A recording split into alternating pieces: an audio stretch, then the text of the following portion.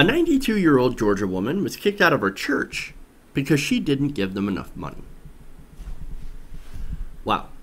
So after more than 50 years as a member of Bainbridge's First African Baptist Church, 92-year-old Josephine King received a letter informing her that she was no longer considered a member because she had failed to maintain constant and consistent financial and physical participation. Basically, she hadn't shown up, but more importantly, she hadn't tithed. So the church booted her. Classy. Now, according to Raw Story, relatives said King had been ill for several months and was essentially a shut-in. So that kind of explains why she didn't show up. Now, Gerald Simmons, Josephine's nephew, told a local TV station that the church pretty much has their priorities wrong. Quote, "You have to have money to make these churches run. But it's not about money. It's about God. You have to put God first." Well, unfortunately, Gerald, I don't think the church has gotten that memo.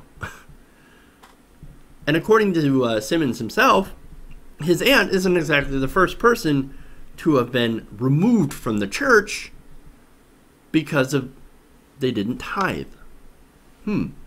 Now, if you guys can remember the recent story of a Florida church that sent a $1,000 collection notice to a single mom who failed to tithe. Now, that story kind of blew up in social media because it's amazing to hear about a church sending people a bill. And so stories like this kind of always bring me back to the question, why does God need your money? Why does God always seem to need your money? What does God have to do with money? Why are you supposed to tithe in the first place? Well, I do have some information on that. Now, tithing goes back to the Old Testament, right? That was sort of a thing where you would take 10% of your crop or something and give it to the temple. Back in, as I said, the Old Testament, right? Now, the New Testament, however, well, the New Testament doesn't really ever command or even recommend tithing. So, where does it come from? Well, maybe it just comes from pastors wanting money. I don't know. The New Testament, for example, nowhere in the New Testament do they designate a percentage of income a person should set aside to tithe. Now, 1 Corinthians 16:2 says, "On the first day of every week, each of you is to put something aside and store it up, as he may prosper, so that there will be no collecting when I come." Now, what does that sound like to you? That kind of sounds like the opposite of giving your money to the church. It kind of sounds like saving up from when God comes. I don't know. Maybe that's just my interpretation.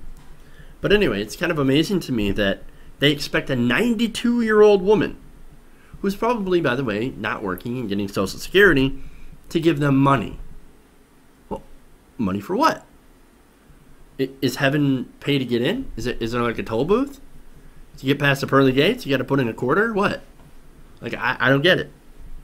To me, this seems like a scam. This whole tithing thing seems like a scam. I mean, personally, I think religion's a scam anyway, overall.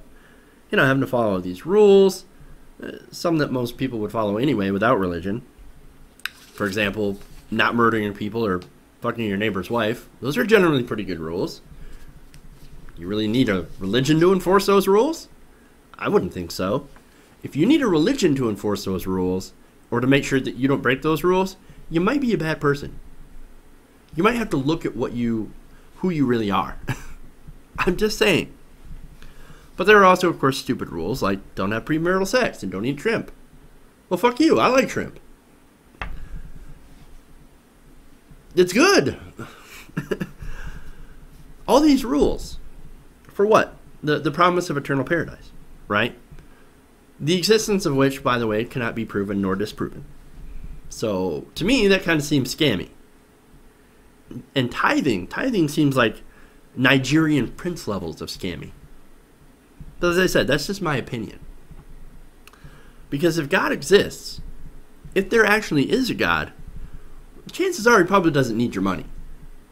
Because he's God. Now, are they right in saying that the churches do need money to operate? Well, yeah. But that should be voluntary. It should be voluntary, not a prerequisite for belonging to a church. I think that right there, the prerequisite part, that's what's bullshit. Now, I think Gerald Simmons kind of summed it up perfectly when he said, quote, "You shouldn't chase the individuals down. You shouldn't do that. If that's the case, you're money hungry." And I think that sort of explains a lot of what Southern Baptist churches, a lot of those mega churches, and some parts of religion were all about.